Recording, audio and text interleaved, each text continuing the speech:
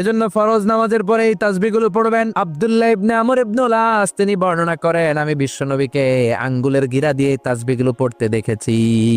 রাআইতুন নাবিয়্যা সাল্লাল্লাহু আলাইহি ওয়াসাল্লাম ইয়াকিদু তাসবিহা বিয়ামিনি, আমি বিশ্বনবীর ডান হাতের আঙ্গুলের গিরায় এই তাসবিহগুলোকে পড়তে দেখেছি। পড়তে রাজি আছেন? ডান হাত তোলেন, এই আঙ্গুলের করের মধ্যে এইভাবে রাখেন, এইভাবে রেখে নামাজের পরেই সুবহানাল্লাহ আলহামদুলিল্লাহ পড়তে রাজি আছেন? সুবহানাল্লাহ 33 বার, আলহামদুলিল্লাহ 33 বার, আল্লাহু আকবার 33 বার পড়তে রাজি আছেন সবাই? আল্লাহ তুমি কবুল করো। ফরজ সালাতের পরে আমরা মুনাজাত দেওয়ার জন্য পাগল হয়ে যাই। আসসালামু আলাইকুম ওয়া রাহমাতুল্লাহ, আসসালামু আলাইকুম ওয়া রাহমাতুল্লাহ, আমিন ইয়া আরহামার রাহিমিন। আসনা নাই, সামদুল্লাহ মনে নাই, কিন্তু বিশ্বনবী সালাম ফেরানোর পরে সর্বপ্রথম যে আওয়াজটা করতেন সেটা হচ্ছে আল্লাহু আকবার। এরপর 3 বার পড়তেন আস্তাগফিরুল্লাহ আস্তাগফিরুল্লাহ আস্তাগফিরুল্লাহ। এরপর আয়াতুল কুরসি একবার। কয়বার? মান ক্বারা আয়াতুল কুরসি দুবুরা কুল্লি সালাতিন মাকতুবা লাম ইয়ামনাহু মিন দুখুলিল জান্নাতি ইল্লাল মাউত। প্রত্যেক ফরজ সালাতের পরে যে একবার আয়াতুল কুরসি পড়ে তার জান্নাতে ঢোকার ক্ষেত্রে আর কোনো বাধা থাকে না,